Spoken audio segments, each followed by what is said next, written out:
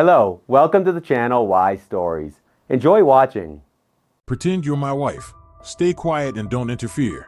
The billionaire brought a new cleaning lady to an important business meeting. But when the men nearby began speaking Arabic, she turned pale and whispered, "Leave. It's a trap." And then, Ricardo Mendoza grabbed Paloma by the elbow so abruptly she nearly dropped her mop. "Get changed fast. I have an important meeting in an hour, and you're coming with me," he said in a tone that didn't allow objections. But before we continue, tell us in the comments what city you're listening from. Let's see how far our stories travel. Paloma blinked in confusion, her large brown eyes wide. She had been working as a cleaner at the office of a major construction company for only 3 weeks, and the owner, a distinguished, silver-streaked man in his 50s, had never even acknowledged her before. "Senor Mendoza, I don't understand. My shift runs until 8. I still have to clean the second floor," she stammered, nervously fiddling with the edge of her blue shirt. "Forget cleaning. You're coming to my house. Carmen will find you a dress and do your hair. You'll be pretending to be my wife at a meeting with Arab investors." He was already dragging her to the exit, ignoring the surprised stares of his employees. In the luxury car, Paloma sat pressed against the door, trying to process what was happening. She was 24, had moved to Buenos Aires from a small provincial town 6 months ago, hoping to build a better life. The cleaning job was temporary. She dreamed of saving enough to attend evening classes at the university. She had classic Latin American features, high cheekbones, long dark hair she usually tied in a simple ponytail, and a slim figure hidden beneath shapeless work clothes. "Why me?" she finally dared to ask. Ricardo drummed his fingers impatiently on the armrest. "My real wife's in Miami with her lover. Half of Buenos Aires knows it, but these Arabs' tradition means everything to them. A single man doesn't seem like a serious partner in their eyes. You're young, attractive, and, most importantly, no one in business circles knows who you are." Ricardo's mansion was dazzling in its opulence: marble floors, crystal chandeliers, paintings in gilded frames. An energetic woman in her mid-40s, the housekeeper Carmen, swept Paloma away the moment they arrived. "Dios mío. No time at all. Quick, shower first. Then we'll work some magic," she said, urging the girl up the grand staircase. In the massive walk-in closet, Paloma felt like she had stepped into a luxury boutique. Dozens of dresses hung on racks, shelves overflowed with shoes and accessories. These all belonged to Senora Isabel, the former mistress of the house. "The size should fit," Carmen said, eyeing Paloma critically. They chose an elegant navy blue designer dress that perfectly highlighted the young woman's figure. While a makeup artist and hairstylist worked on her appearance, Ricardo gave her instructions. "Your name is now Paloma Mendoza. We've been married for 3 years. No kids yet. You graduated from the University of Buenos Aires, International Relations Department. You're into charity work and yoga. Don't talk during the meeting, just smile sweetly. If they ask you something directly, be vague, say business is your husband's domain." Paloma nodded, trying to memorize the story. The woman in the mirror barely resembled the cleaner from earlier. Her elegant hairstyle revealed her long neck, professional makeup enhanced her natural beauty, and the expensive jewelry completed the look of a socialite. The meeting was held at a restaurant on the top floor of a Puerto Madero skyscraper. The panoramic view of Buenos Aires at dusk was breathtaking. At the table, 3 men in expensive suits were already waiting. 2 were unmistakably Arab, olive skin, black hair, sharp dark eyes. The third was Argentine, a short blonde man with a cunning squint. "Ahmed, Kareem, great to see you. Let me introduce my wife, Paloma," Ricardo said gallantly, pulling out a chair for her. The Arabs bowed politely, while their Argentine associate Jorge gave her a lingering look that made Paloma uncomfortable. The first 30 minutes were casual small talk. The men chatted about the weather, traffic in Buenos Aires, and the restaurant's service. Paloma played along, occasionally sipping wine.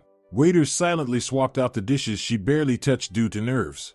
Eventually, the conversation shifted to business. They discussed plans for a massive shopping complex on the outskirts of Buenos Aires. The Arab investors were prepared to put in serious money, but they wanted guarantees.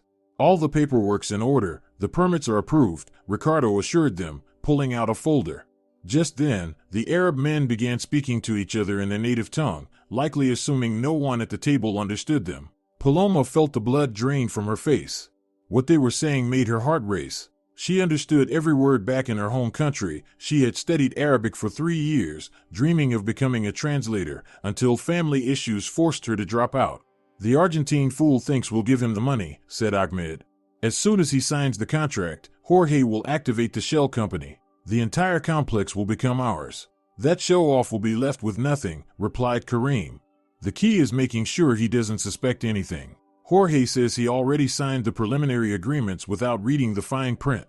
Paloma struggled to keep her expression calm, though a chill ran through her. She glanced cautiously at Ricardo. He was absorbed in explaining something to Jorge, showing graphs on his tablet. How could she warn him? She couldn't speak openly. It would reveal that she understood Arabic, and who knows what the consequences might be. She was desperately searching for a way out when Ahmed suddenly addressed her in English. Senora Paloma, your husband told us you're involved in charity work. That's very noble. Paloma forced a smile. Yes, I try to support orphanages. I believe those who are fortunate should help those in need.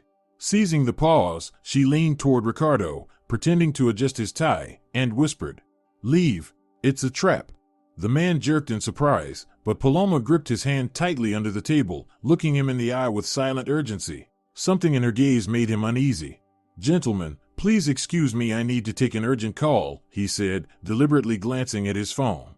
"But we were almost done with the deal," Jorge said nervously. "Business doesn't wait. Paloma, darling, keep our guests company." "I'll be right back," Ricardo said, kissing her on the cheek before quickly heading for the exit.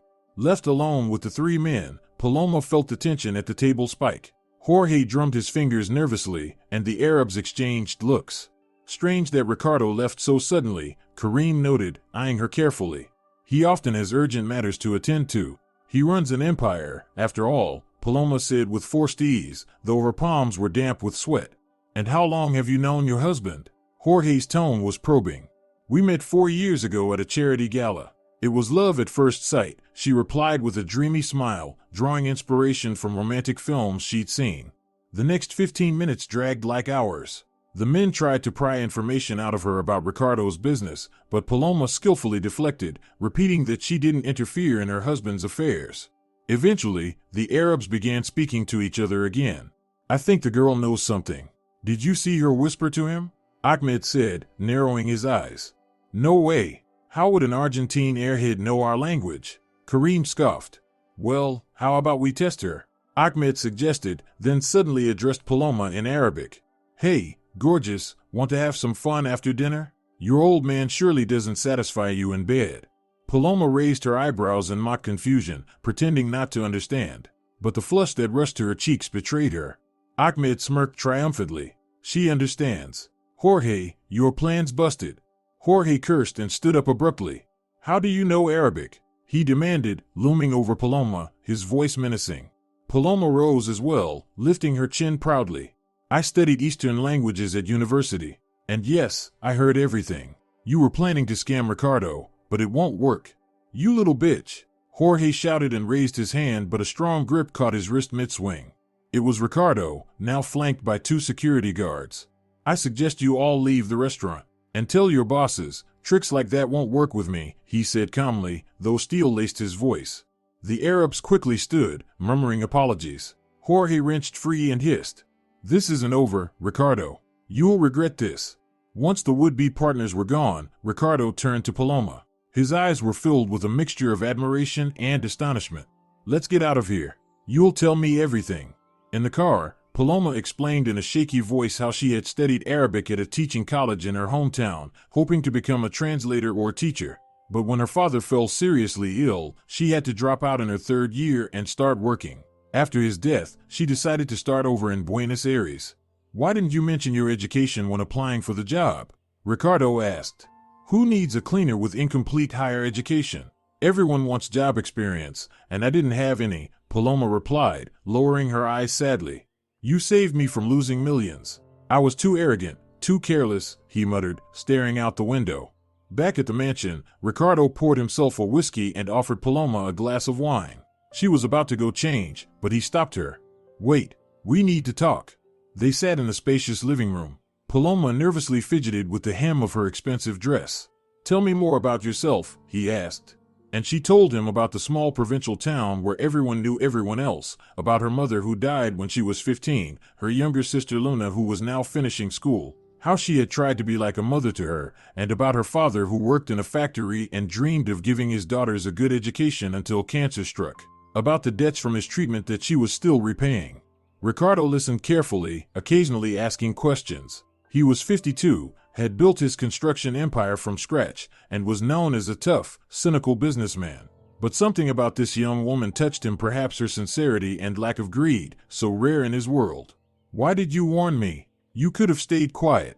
That would have been safer," he asked. "I couldn't," Paloma shrugged. "You gave me a job when I really needed it, and I saw they were trying to deceive you. It just felt wrong." "You know what, Paloma?" She nodded. "I want to offer you a different job. I need a personal assistant who knows languages. You'll accompany me to meetings, help with foreign partners. The salary is 10 times what you earned as a cleaner. What do you say?" She could hardly believe her ears. "But I have no experience, and my education's incomplete. You've shown more intelligence and quick thinking in one evening than some professionals do in years. And you can finish your studies remotely. I'll cover the cost." "So?" Paloma felt tears sting her eyes. "Of course I agree. Thank you so much." "No thank you. And when we're alone, call me by name. Just Ricardo." Just then, his phone rang. He frowned at the screen. "Jorge," he muttered. "Hello?" Paloma watched as his expression darkened throughout the call. "Oh, is that so? Try it," he snapped and hung up, cursing under his breath. "What happened?" she asked, worried. "That bastard's threatening me. Says he has dirt on me and will go public if I don't sign the deal. Only problem is I'm no saint, but there's nothing criminal to dig up." The following days flew by in a whirlwind. Paloma officially resigned as a cleaner and began her new duties. Carmen helped her build a professional wardrobe. Ricardo gave her an office next to his, and Paloma threw herself into studying documents and learning the ropes of the construction business. Her language skills came in handy. Besides Arabic, she spoke decent English and understood some French. Ricardo couldn't believe his luck and often praised her in front of other employees, which sparked envy. No one was more displeased than Dolores, the 50-year-old head of HR who had long tried and failed to catch Ricardo's attention. Seeing the young, beautiful assistant, she drew her own conclusions. "Well, from rags to riches, huh?" she hissed one day in the hallway. "Think you'll last long? He swaps young girls like gloves." Paloma looked at her calmly. "Dolores, Senor Mendoza, and I have strictly professional relations. I'd appreciate it if you stopped spreading rumors." But Dolores just scoffed and walked off, heels clacking loudly. And rumors did spread. Everyone talked about the former cleaner's meteoric rise, coming up with wild theories. Paloma tried to ignore them, focusing entirely on work. Ricardo appreciated her dedication and began trusting her with increasingly important tasks. One evening, while they were going over contracts together, he said, "You know, Paloma, it's been a long time since I met someone as sincere and decent as you. In our world, that's rare." She blushed. "You're exaggerating. I'm just trying to do my job well." But Ricardo looked at her so intently that her cheeks burned even more. Over the weeks, she had come to know him better. Beneath the mask of a tough businessman was a lonely man betrayed by his wife, tired of the hypocrisy around him. He had the rugged charm of a successful, mature man. And Paloma realized she no longer thought of him just as her boss. "Will you have dinner with me?" Ricardo asked suddenly. "Carmen cooked enough to feed an army, and I'd rather not eat alone." Paloma agreed, her heart racing. Over dinner, they talked about everything: books, movies, travel. Ricardo told stories from his youth, how he started with a small crew and built an empire. Paloma shared her dreams, to finish her education, help her sister get into a good university, maybe open a language school one day. "You'll make it," Ricardo said confidently. "I'll help." Their eyes met, and the air grew tense. Paloma was the first to look away, sensing that something was happening, something that shouldn't be between a boss and his employee. That night, she lay awake for hours in her small rented apartment. Her thoughts were a tangled mess. On one hand, Ricardo was her benefactor, the man who had given her a chance to change her life. On the other, she couldn't deny that her feelings for him went far beyond simple gratitude. But what kind of future could there be between a young provincial girl and a wealthy businessman? And besides, he was still legally married, even if he no longer lived with his wife. Paloma firmly decided to keep her distance and focus solely on work. The next morning, an unpleasant surprise awaited her. Standing at the entrance to the office was a glamorous blonde in an expensive fur coat, Isabel, Ricardo's wife. So this is the new toy, she said coldly, giving Paloma a scornful once-over. Senora Isabel, you're mistaken. Paloma began, but the woman cut her off. Silence. You think you're the first? He always falls for young, naive girls and then tosses them aside like used tissues. But remember this, I'm still his legal wife, and I won't give him a divorce. With that, she turned and got into the waiting Mercedes. Paloma walked into the office, visibly shaken. Of course, she had known about Ricardo's family situation, but it was one thing to know and quite another to be confronted by it face to face. She avoided Ricardo all day, burying herself in documents. But he noticed a change in her. What's going on? He asked, entering her office. Nothing. Everything's fine, Paloma replied without looking up from her monitor. Paloma, I can see something's wrong. Is this about last night? If I was to. Your wife came to see me, Paloma said quietly. Ricardo swore under his breath.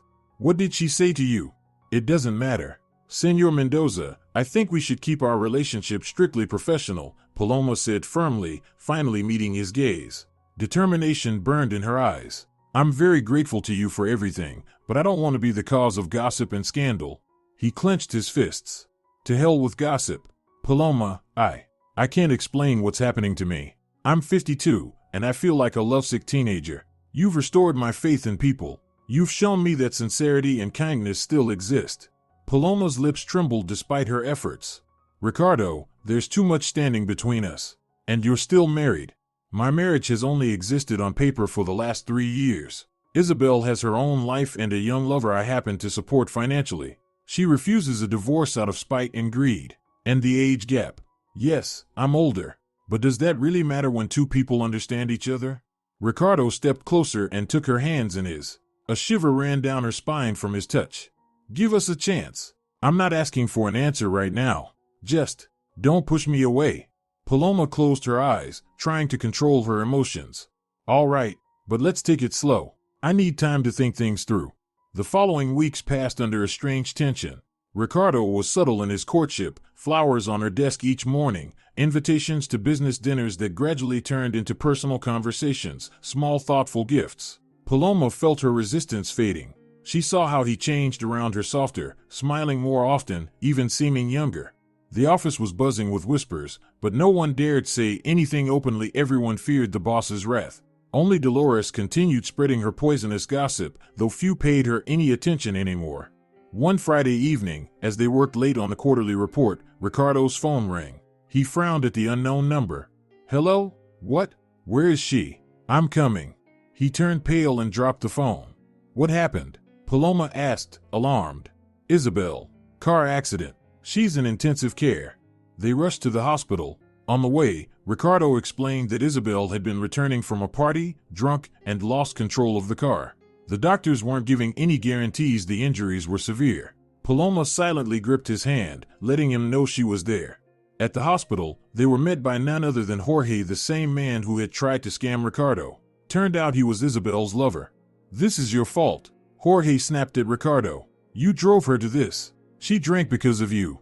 Paloma intervened calmly. Stop it. This isn't the time to assign blame. Jorge glared at her. The new flame. Girls like you destroy families. Ricardo took a step forward, but Paloma held him back. Don't. He's just upset. They stayed at the hospital all night. By morning, the doctors reported that Isabel was out of danger, but the recovery would be long. Strangely, the situation brought Ricardo and Paloma even closer. He saw how she handled the crisis with calm, dignity, and compassion. Despite everything Isabel had said to her, Paloma showed empathy and support. You're incredible, he told her as they left the hospital. Anyone else would have gloated. Paloma shook her head. I'm not like that. I wouldn't wish the ICU on anyone, not even an enemy. At that moment, Ricardo realized he couldn't live without this woman. She was everything he had been missing: kindness, sincerity, and inner light. Isabel stayed in the hospital for 2 months. During that time, much changed. Jorge disappeared as soon as he realized the money was gone. Ricardo had cut him off completely. But Paloma visited Isabel every day, bringing flowers, reading to her, simply talking. At first, Isabel was cold, but she gradually softened. One day, she broke down in tears. Why are you doing this? I was awful to you. Paloma shrugged. You were just unhappy. I understand. And besides, you're still the wife of the man I care about. I couldn't leave you alone like this. You know what hurts most? Isabel said, looking out the window. I ruined my own marriage. Ricardo was a good husband, but I thought I was a queen. I wanted a glamorous life, admiration, passion. And he was always working, building his business. I got bored, and I found distractions. But now, Jorge left me the moment the money stopped. Turns out he wanted Ricardo's bank account, not me. Paloma said nothing, letting her talk. He loves you. I see it in his eyes. That's how he used to look at me 20 years ago, Isabel said with a sad smile. Senora Isabel, Paloma began, but Isabel raised a hand. I'll give him the divorce. It's time to let go of the past. You both deserve happiness. And maybe I'll start over too. No more lies or illusions. When Paloma told Ricardo about the conversation, he didn't believe her at first. She actually said that? Paloma nodded. I think the accident forced her to reflect. She's changed. A month later, Isabel was discharged and indeed filed for divorce. The process went smoothly. Ricardo made sure she had an apartment and financial support, and she didn't demand more. Then came the day that changed everything. Ricardo invited Paloma to dinner at the very same restaurant where they had first gone together. She was surprised by the choice of venue but said nothing. After dessert, he suddenly got down on one knee and pulled out a velvet box. Paloma, these past months have shown me that you're the woman I've been searching for my whole life. You didn't just save my business, you saved my soul. Will you marry me? The restaurant fell silent. All eyes turned to them. Paloma felt her eyes fill with tears. Ricardo, are you sure? I mean, you're the best thing that's ever happened to me. So yes? Of course, yes. Paloma laughed through her tears. The entire restaurant erupted in applause. Ricardo slipped an elegant diamond ring on her finger and kissed her. At that moment, neither of them cared what anyone thought. They were happy. They decided not to delay the wedding. It would take place 2 months later, right after Ricardo's divorce was finalized. Paloma insisted on a small ceremony, just for close friends and family. Her only relative was her younger sister Luna, who came from their hometown and could hardly believe the fairy tale unfolding in her sister's life. Palomita, this is just like in the movies. Luna, the 18-year-old girl, exclaimed as she admired the luxurious mansion. You're like a princess now. But Paloma looked at her seriously. Lunita, this isn't a fairy tale. This is real life where you have to work hard and study even harder. I've made arrangements with Ricardo. You'll live with us and enroll at the University of Buenos Aires. But you'll have to study seriously. No special treatment. Luna nodded eagerly. I understand. Thank you for everything. The sisters hugged. For Paloma, it meant everything to now be able to secure a better future for Luna. A week before the wedding, something happened that no one expected. Police burst into Ricardo's office with an arrest warrant. He was being accused of fraud and money laundering through shell companies. This must be some kind of mistake, Paloma said, unable to believe her ears. But the investigator was firm. We have documents confirming illegal activity. Senor Mendoza, you're under arrest. Ricardo was led away in handcuffs, and Paloma was left standing in the middle of the office, stunned at how quickly life had changed. The staff looked at her with either pity or smug satisfaction. The first thing she did was call Ricardo's lawyer, who arrived within half an hour and gave her a grim report. The case was serious. Someone had orchestrated a massive scam using forged documents with Ricardo's signature. Authorities believed he had transferred about $50 million abroad. Paloma collapsed into a chair, her legs giving out. But that's absurd. Ricardo would never. I know, but proving it won't be easy. The documents are extremely convincing. Paloma pulled herself together. What can I do? How can I help? The lawyer thought for a moment. First, we need to collect every document from the past year. Check every deal. Most importantly, figure out who's behind this. Paloma immediately remembered Jorge's threats. What if this is revenge? Do you remember Jorge, the guy who tried to scam Ricardo with the Arab investors? The lawyer perked up. That could be a lead. We need to find a connection. In the days that followed, Paloma practically lived in the office, going through documents. The employees split into 2 camps, those who helped and believed in Ricardo's innocence, and those who quietly started looking for other jobs. To her surprise, one of her biggest allies became Dolores. I'm sorry for all the nasty things I said, she said, handing Paloma a stack of folders. I've worked here 15 years. I know Senor Mendoza is an honest man. And you. I was wrong. You truly love him. Paloma nodded gratefully. Thank you. Every detail matters now. Together, they found something odd. All the suspicious documents were dated during the time Ricardo had been hospitalized with appendicitis. Yet, there was no record of his medical leave in the internal database. They weren't allowed to visit Ricardo in jail until a week later. Paloma fought back tears as she saw him behind bars. He had lost weight, had dark circles under his eyes, but held himself with quiet strength. "How are you, sweetheart?" he asked first. "I'm okay. I'm working with the lawyer. We're digging through everything. We'll get you out, I promise." "I know who did this," Ricardo said quietly. "Jorge. He came to my cell and offered a deal. I plead guilty, get a suspended sentence, and he takes over the company." Paloma clenched her fists. "That bastard. But we'll stop him." The breakthrough came unexpectedly. Luna had befriended one of the office secretaries, who was dating a programmer working for Jorge. After much persuading, the secretary agreed to arrange a meeting. The programmer turned out to be a regular guy, lured into the scheme by big money. When Paloma explained he could go to prison as an accomplice, he got scared and agreed to cooperate. It turned out Jorge had hired hackers to forge electronic documents and create fake transactions. All the evidence was stored on his personal server. With the programmer's help, they gained access and copied incriminating files. It was all there: Jorge's correspondence with accomplices, instructions for faking documents, even audio recordings where he bragged about framing Ricardo.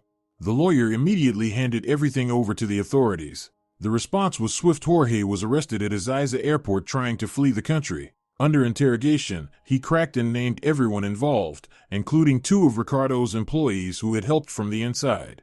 3 weeks later, Ricardo was released. Paloma was waiting for him at the prison gates, tears of joy streaming down her face. They embraced, ignoring the cameras. The story had become public, and the press followed every detail. "I knew you'd make it," Ricardo whispered, kissing her. "You're the strongest woman I know." Paloma laughed through her tears. "I just couldn't give up. We're a team." Back home, friends and staff welcomed Ricardo. Even Isabel came to congratulate him on his release. She approached Paloma and said, "Thank you. You didn't just save him, you saved the company. Hundreds of people have jobs because of you." They postponed the wedding by a month to give Ricardo time to recover. But when the big day came, it was a true celebration. The ceremony was held at a countryside hotel with close friends and partners. Paloma looked radiant in a simple yet elegant dress she had chosen herself. Ricardo couldn't take his eyes off her. "I'm the happiest man on earth," he said during their first dance. "And I'm the happiest woman," Paloma replied, resting her head on his shoulder. Among the guests was her former cleaning colleague Soledad, who still couldn't believe how far her friend had come. They spent their honeymoon in Bariloche. For the first time in years, Ricardo completely disconnected from work and simply enjoyed being with his young wife. They skied, had candlelit dinners, and wandered snowy streets hand in hand. "You know," he told her one evening, "I used to think it was too late for someone my age to start over. But you proved me wrong. With you, I feel alive again." Paloma hugged him. "Age is just a number. What matters is that we found each other. Everything else is ahead of us." They made plans. Paloma would finish her education, and Ricardo wanted to expand the business internationally. When they returned to Buenos Aires, good news awaited them. Jorge and his accomplices were sentenced to real prison time. Ricardo's company not only restored its reputation but also landed several major contracts. Partners admired the businessman's resilience and integrity. Paloma was officially appointed Vice President of International Relations. Her language skills and natural diplomacy worked wonders in negotiations. One of the biggest wins was with the same Arab investors who had once tried to scam Ricardo. After learning the truth about Jorge's scheme, they apologized and proposed an honest partnership. Life settled into a peaceful rhythm. Paloma balanced work with her university studies. Luna enrolled in the journalism program and excelled. Carmen adored her new lady of the house, who despite her status remained humble and kind. Even Dolores, once hostile, became one of Paloma's most loyal colleagues, admiring her intelligence and grace. Office gossip faded. Everyone saw it now. This was true love, built on respect. A year after the wedding, Paloma began to feel unwell. After an exam, the doctor smiled. "Congratulations. You're pregnant." She could hardly believe it. When Ricardo heard the news, he spun her around the room, laughing like a boy. "We're having a baby. I'm going to be a father." For him, a man who had long lost hope of having children, it was nothing short of a miracle. The pregnancy went smoothly. Ricardo surrounded his wife with care and fulfilled her every wish. During the ultrasound, they learned it would be a boy. Let's name him Diego, after my father, Paloma suggested, and Ricardo agreed.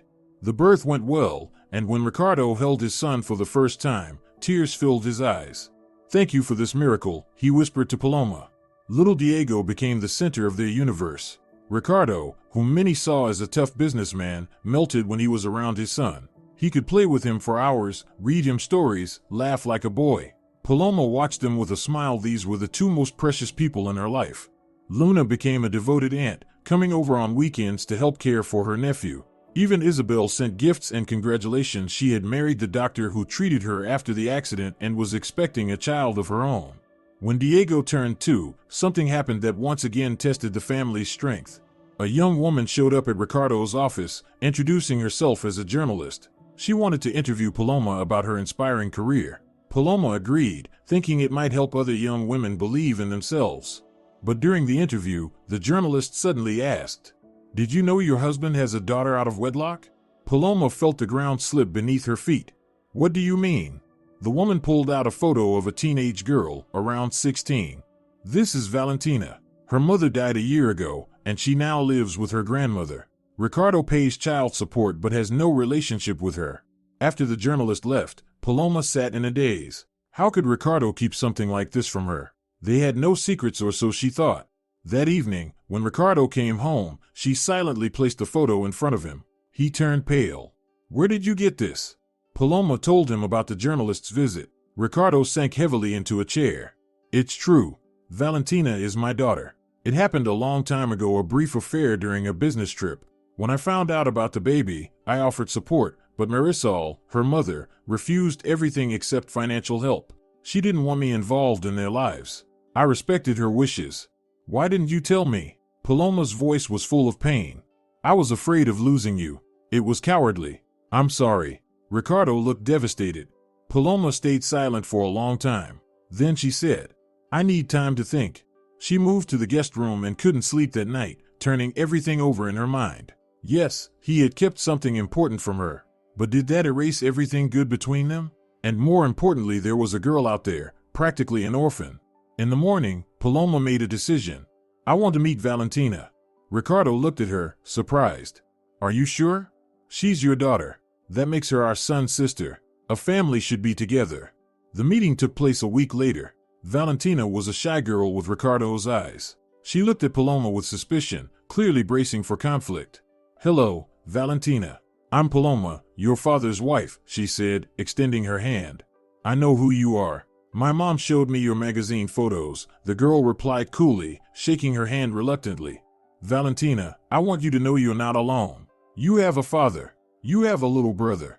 And if you'll let me, I'd like to be your friend," Paloma said sincerely. Unexpectedly, Valentina burst into tears. "Mom always said no one cared about me but her. Now she's gone, and Grandma's sick." Paloma embraced the crying girl. "That's not true. You are loved. Your father always remembered you. He just honored your mother's wishes. But things are different now.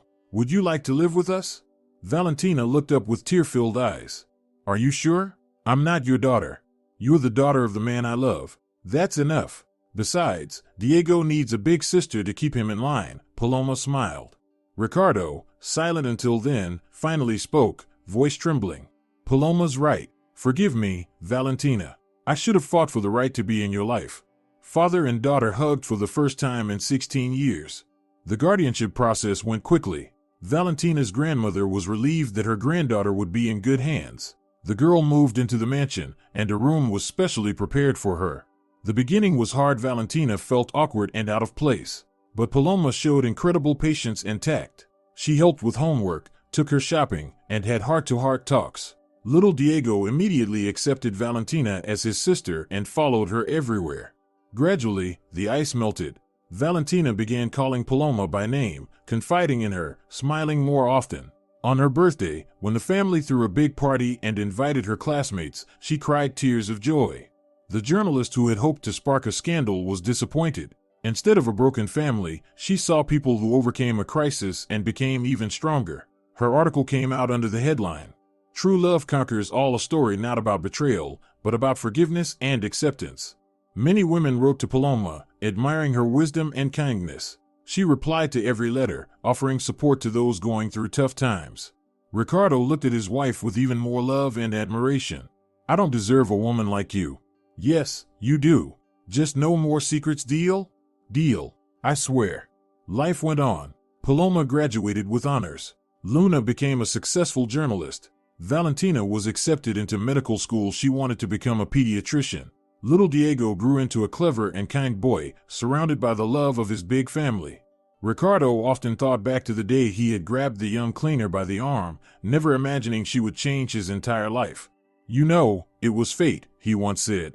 Not fate, your observation. You saw something in me I didn't even see in myself, Paloma replied. No, you saw a person in me, not just a rich man. Thank you for that. 5 years after their wedding, they found themselves once again in the same restaurant where it all began. At a nearby table, an elderly couple was dining. Look, dear, it's them, the man whispered. Remember when we were here for his proposal? His wife smiled. Of course I do. How lovely to see they're still together and still happy. Paloma and Ricardo exchanged a glance and laughed. Yes, they were happy. Despite everything, or maybe because of it, their love had only grown stronger. A young waitress brought the menu and said shyly, "Excuse me, are you Paloma Mendoza?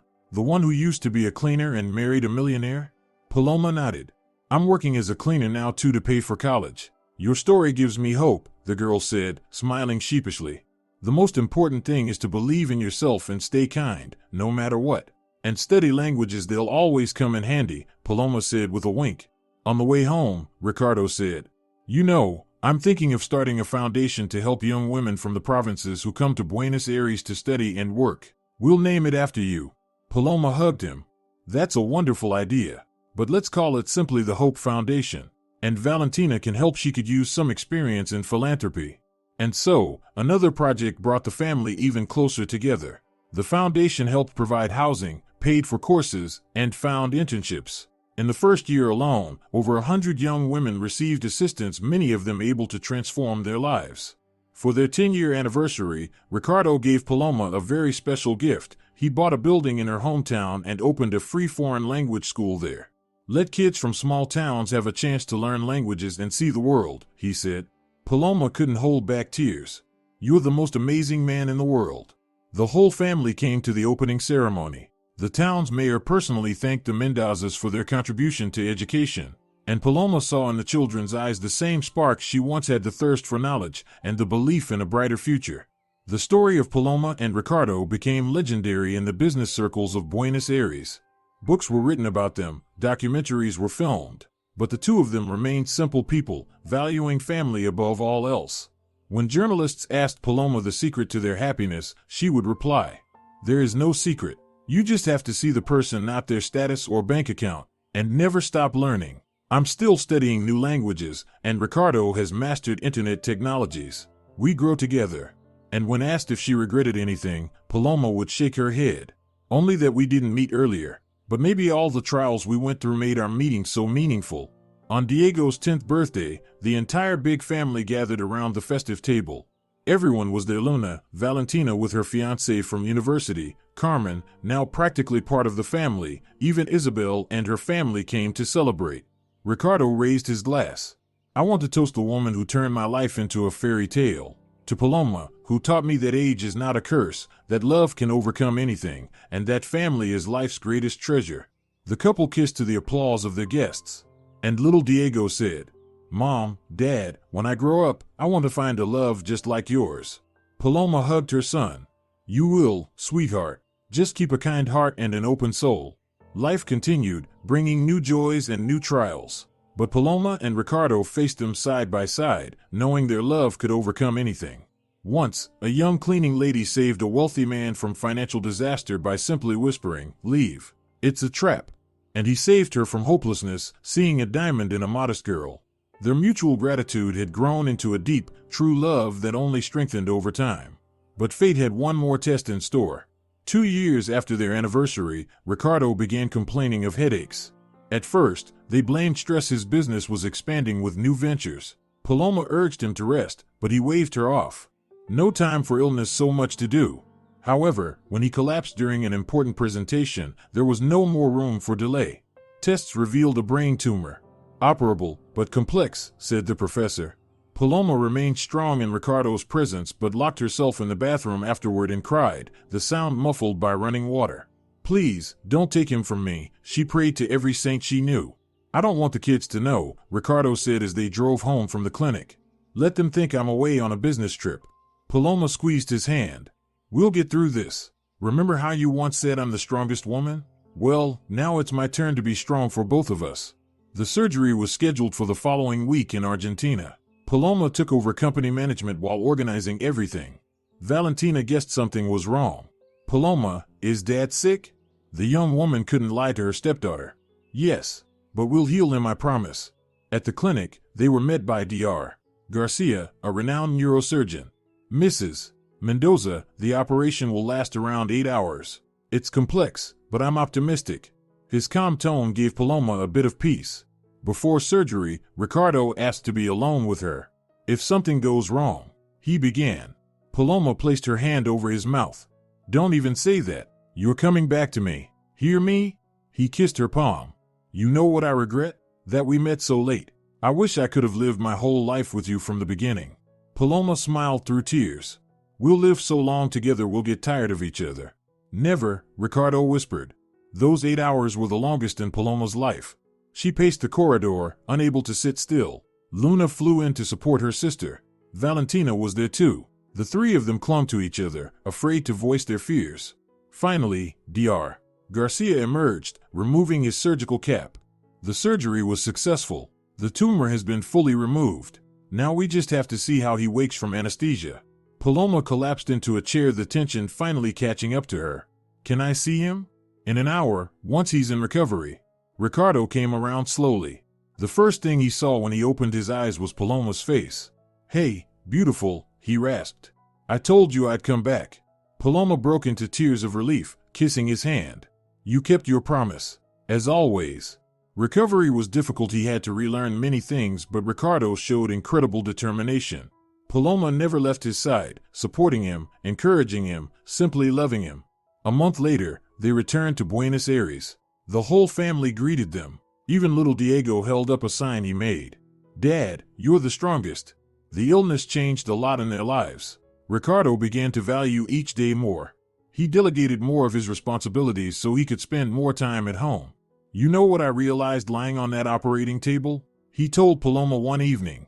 That all my millions mean nothing without you and the kids. You're my real treasure. Paloma nestled close to him. We'll always be with you, no matter what.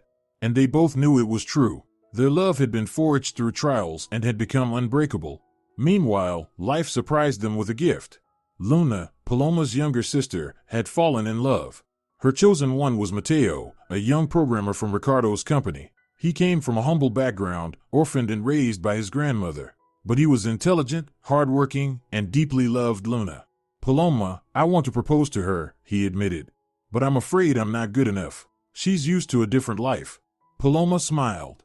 Mateo, Luna, and I grew up in a tiny apartment with a leaking roof. What matters isn't what you can give materially, but your willingness to love and protect her. The rest will follow. Luna's wedding became a major event for the family. Paloma cried with happiness watching her radiant sister in her wedding gown. Remember how you used to be like a mother to me? Luna whispered before the ceremony. Now I understand how hard it was for you. Thank you for everything. The sisters embraced, and Paloma knew that all the hardships had been worth it. Ricardo gifted the newlyweds an apartment, but Mateo insisted on paying the mortgage himself. I need to take care of my own family. That only made the Mendozas respect him more. Then came another surprise. During a family dinner, Valentina announced she was pregnant. She was finishing her residency and had been dating her colleague Santiago for 3 years. We want to get married, she said, nervously twisting her napkin. Ricardo frowned. Valentina, you're still studying. What about your career?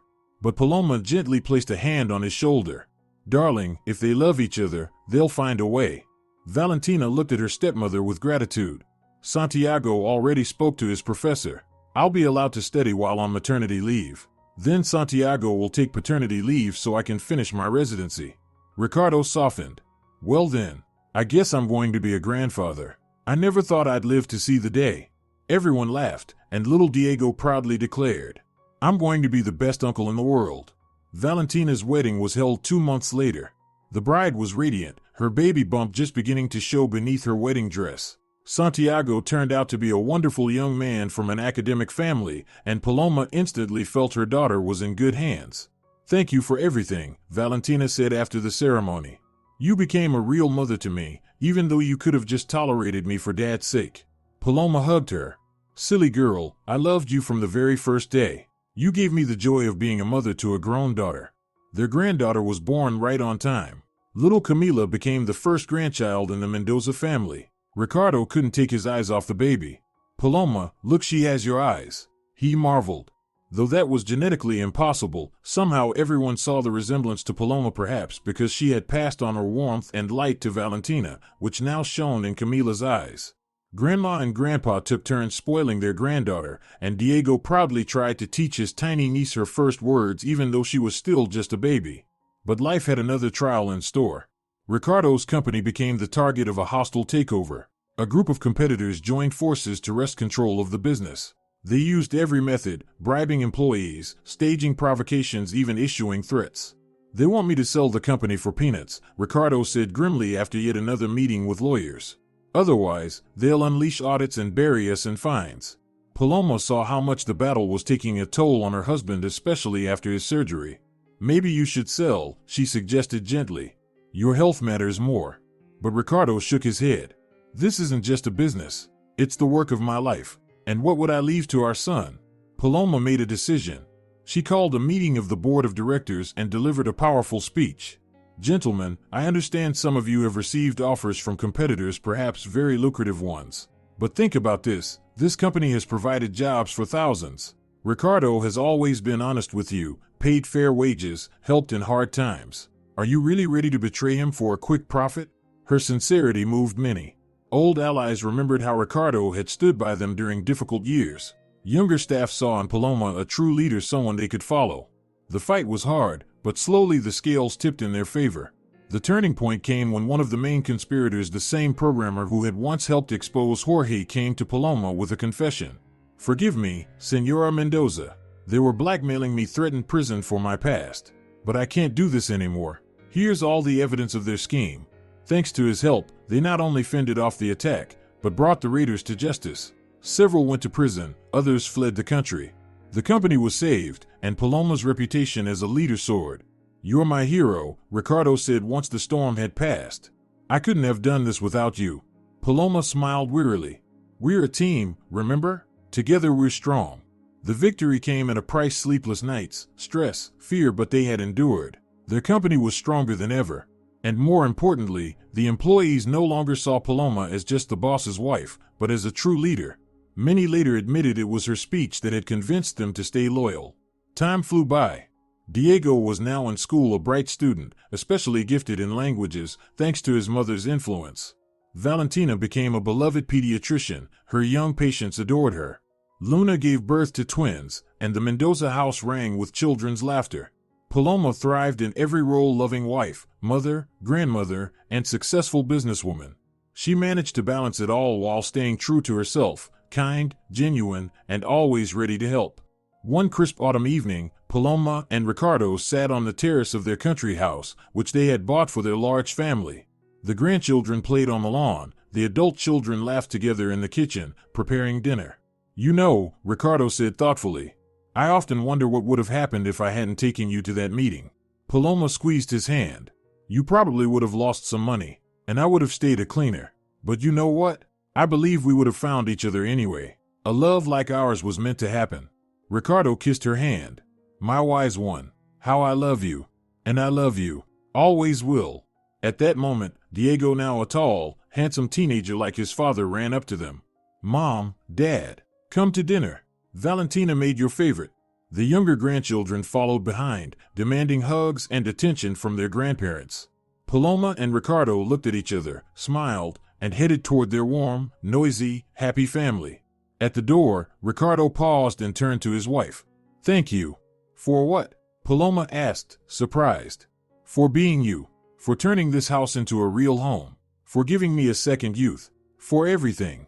They stepped inside, where the people they loved most were waiting. Around the large table sat 3 generations of the Mendoza family, and as Paloma looked at the joyful faces of her children and grandchildren, she marveled at how wonderfully life had turned out. But fate had one more unexpected twist in store. A week after the family dinner, there was a knock at the door. On the doorstep stood a modestly dressed woman in her mid-30s with a tired face. "Hello, I'm looking for Paloma Mendoza," she said hesitantly. Paloma came into the hallway.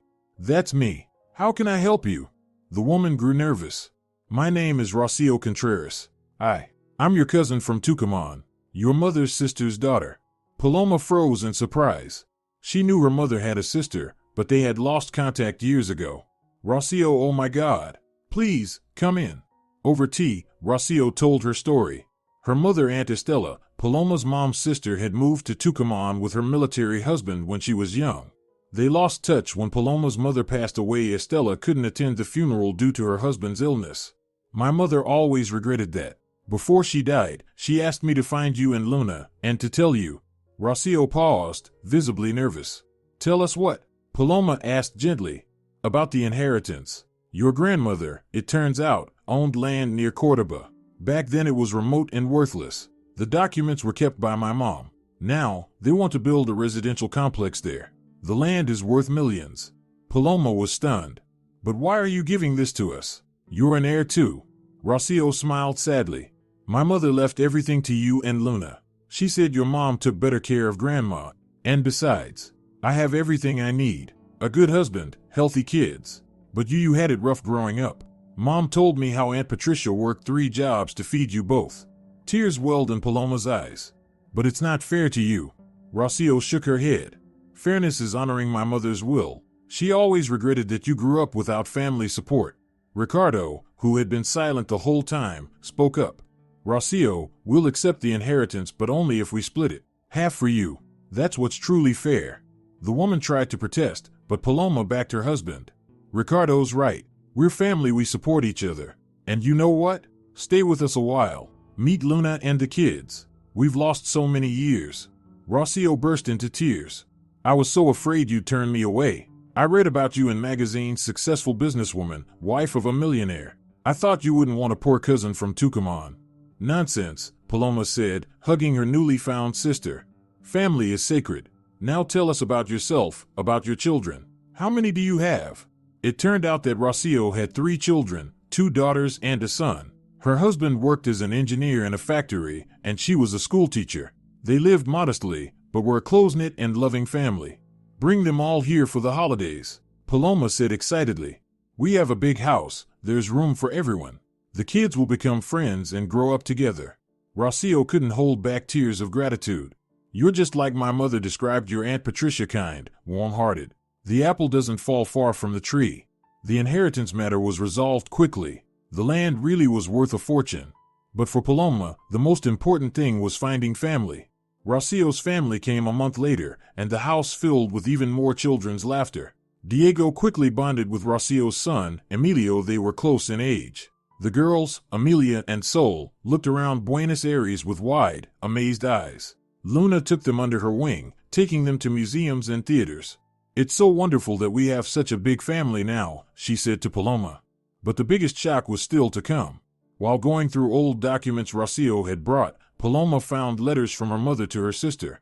In one of them, a paragraph made her heart stop. "Estela, I so regret not telling Paloma the truth about her father. But Ramon asked me to keep it secret, said it was better if she thought he was her real father. He loved her as his own. But her biological father, he doesn't even know she exists. I was young and foolish, in love with a visiting artist. He left, not knowing I was pregnant. Ramon married me knowing everything. He was a saint." Paloma sank to the floor, the letter trembling in her hands. All these years, she had believed Ramon was her biological father. She had loved him, cared for him during his illness. And now, what's wrong? Ricardo asked, kneeling beside her, concerned. Paloma silently handed him the letter. After reading it, he hugged her tightly. "This doesn't change anything. Ramon was your real father in every way that matters. He loved you, raised you, gave you his name." But Paloma couldn't find peace.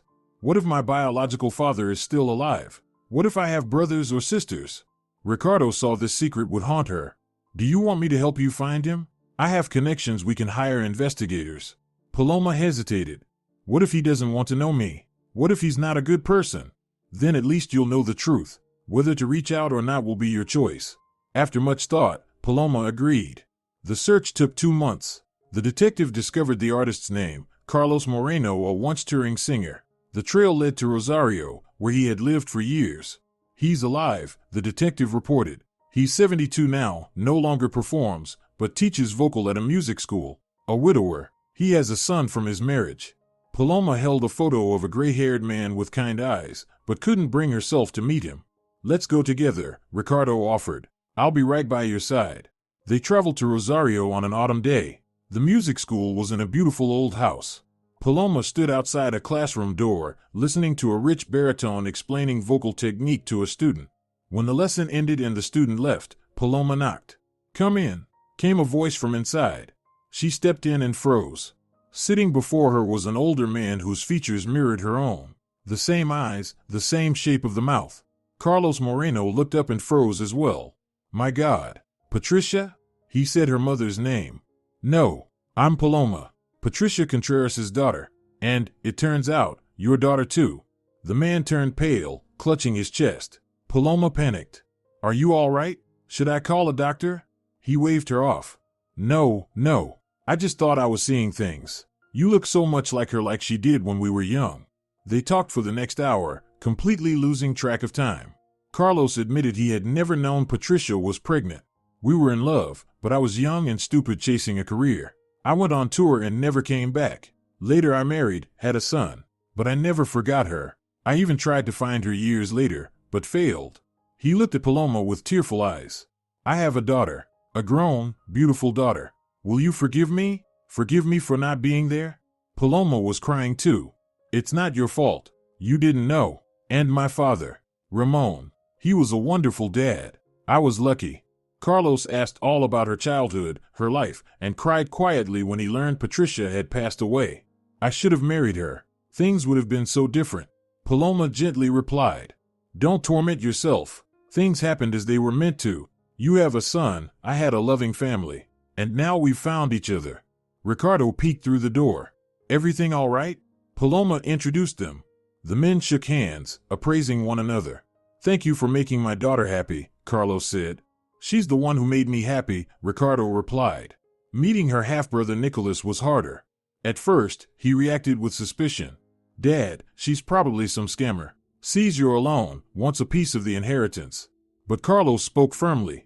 "Nicholas, this is your sister.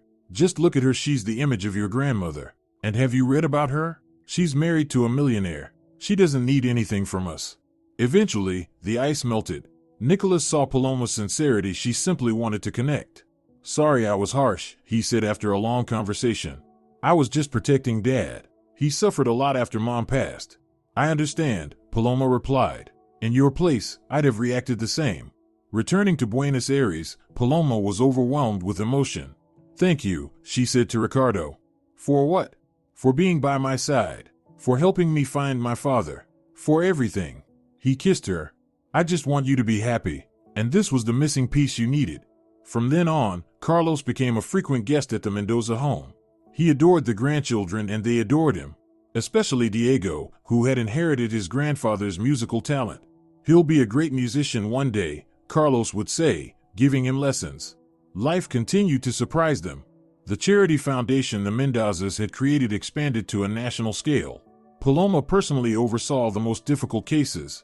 One day, a young woman came to her with a story eerily similar to her own. Florentina, 22, had come from a small village, worked as a cleaner, and dreamed of studying. But unlike Paloma, she hadn't had a lucky break yet. "I read your story and thought, maybe I have a chance too," she said timidly. Paloma smiled. "You absolutely do. The key is to never give up." She not only helped Florentina with education but took her on as an intern in her company. Florentina turned out to be bright and hardworking, quickly learning the ropes. Within a year, she became a junior manager. Within 3, she was leading an entire department. "You changed my life," she once said gratefully. "No, you changed it yourself. I just gave you the opportunity," Paloma replied. There were dozens of such stories. The foundation helped hundreds of young women get an education, find work, and believe in themselves. When Paloma turned 50, Ricardo organized a grand celebration. The whole extended family gathered children, grandchildren, new relatives, and friends. Carlos sang a song for his daughter, the same one he had once sung to her mother. Rocio came with her family from Tucumán. Even Isabel, Ricardo's first wife, came to congratulate her. They had become good friends over the years. "I want to make a toast," Ricardo said, rising from his seat, "to the woman who proved that miracles are possible, who went from being a simple cleaning lady to not just a millionaire's wife, but a true leader, a mother, a friend to hundreds. Paloma, you are my miracle." Everyone applauded, and Paloma blushed, smiling modestly. Then she stood as well. "I want to thank everyone gathered here. Each of you is part of my story. Ricardo, you gave me the chance to shine. My children, you are the meaning of my life. Papa Carlos, thank you for finding your way to me. Rocio, thank you for the family we've found. And to all the girls from our foundation, you prove that dreams come true. Remember this, it doesn't matter what your job is today. What matters is who you can become if you believe in yourself." After the celebration, once the guests had left, Paloma and Ricardo sat cuddled together on the terrace. "You know," she said, "I think I want to write a book about our story. Maybe it will inspire other women not to give up." Ricardo encouraged her. "Brilliant idea. Just promise you'll describe me as handsome." They both laughed. "You are handsome, my handsome man," Paloma said, kissing her husband. The voices of the grandchildren had faded. The little ones were asleep. Valentina and her husband were tucking in their children. Luna and her family had left, promising to return for the weekend. Life flowed gently, peaceful, joyful, full of love. A year later, Paloma's book was published and became a bestseller. Women from all over Argentina wrote to her, saying the story gave them hope. Some found the courage to change their lives, others to forgive and reconnect with loved ones, and many to believe in love again. At the book's launch, Ricardo said, "I'm so proud of my wife. She proved fairy tales are real. You just have to believe in them." And Paloma added, "And remember, every one of us deserves our own fairy tale. It doesn't matter if you're a cleaning lady or a princess, what matters is what's in your heart." Another 5 years passed. The Mendoza Empire was thriving, but now it was increasingly run by Diego, who had inherited his father's business instincts and his mother's diplomacy. Ricardo proudly passed the torch to his son and began spending more time with Paloma, traveling, supporting charities, simply enjoying life together. "We've earned a break," he would say. "Let the young ones work, and we'll enjoy life." One evening, while going through old photos, Paloma found a picture of herself in a cleaner's uniform. Soledad, her former co-worker, had taken it on her first day at work. A young woman with a tired face, but a spark of hope in her eyes. "Hard to believe that was me," Paloma said thoughtfully. "That was you," Ricardo replied. "Back then, you were an uncut diamond. Now you shine." He hugged her and said, "You know what I've realized over the years? Wealth isn't money. It's love, family, the ability to help others. You taught me that." They sat together, two no longer young people who had faced many trials but whose love had only grown stronger, deeper, and wiser. "If you could go back in time," Ricardo asked, "would you still whisper, 'Leave. It's a trap'?" Paloma smiled. "Of course. That's what brought us together. The best trap of my life, the trap of love," he joked. "That we both fell into," she added. Dusk fell outside, lights began to glow in the house. Soon the children and grandchildren would arrive for dinner. The weekly family gathering was sacred. Carlos would come, bringing Nicholas and his family. They'd grown close to Diego and visited often. Rocio would call on Skype from Tucumán, where her husband had been promoted, but the connection with their Buenos Aires relatives never faded. The house would once again be filled with voices, laughter, and life. For now, Paloma and Ricardo sat together, enjoying the rare quiet. Two people who had found each other against all odds despite age, social status, or circumstance. A young cleaning lady and a wealthy businessman who had become one. Their story proved that love knows no bounds, and that happiness can arrive at the most unexpected moment. You just have to be ready to accept it and not be afraid to whisper at the right time. "Leave. It's a trap." Because sometimes, in escaping one trap, we fall into another, the trap of true love. And that is the most beautiful trap in the world. If you're enjoying it as well, leave a like and subscribe to the channel.